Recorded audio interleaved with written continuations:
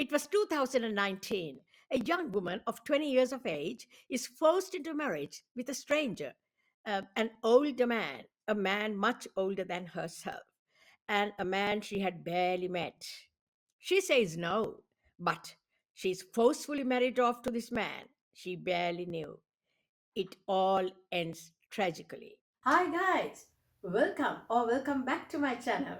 I'm your host, Dr. Senay, and here I am bringing you a story about Ruqia Haidari of Victoria, Australia, who was forced by her very traditional Afghani parents to enter into marriage with a stranger they had arranged for her. This horrible act was committed particularly by Ruqia's mother, Sakina Mohammed Jan of Shepparton, Victoria, who forced her daughter to marry a West Australian Afghani Uber driver who the young woman Ruqia hardly knew. Love did not factor into the equation, nor did Ruqia's voice had a chance of being heard. The Uber taxi driver and abattoir worker as well was 25 years old. He was Mohammed Ali Halimi and was going to be her husband after a private religious ceremony held in Victoria. Rukia was in tears, but could not go against the wishes of her very traditional family expectations. Guys, under the Australian law, forced marriage is considered a form of slavery and is criminalized. And guys, Shepparton, a country town in Victoria, Australia, is among the state's most diverse communities and is home to large numbers of migrants from Iraq, Kuwait, and Afghanistan, where arranged and forced arranged marriages are a common practice. Rukia's bridegroom Halimi paid a dowry of $15,000 for his new bride.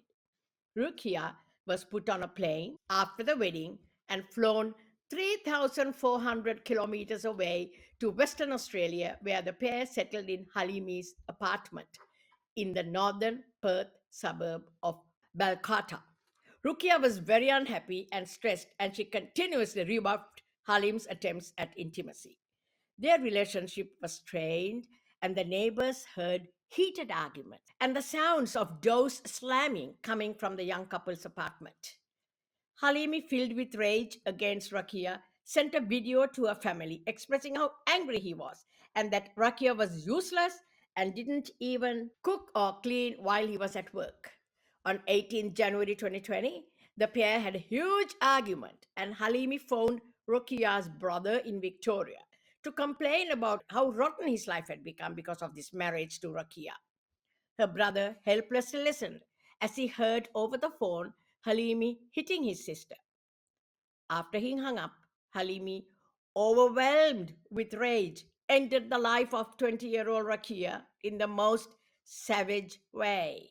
He then rang the victim's brother and said, "Be a man, come and get your sister's body." Halimi is now in jail for the murder of Ruqia Haidari and will spend a long time in his cell thinking of his evil deed. Then he would burn in eternal hellfires in the hottest chamber of hell.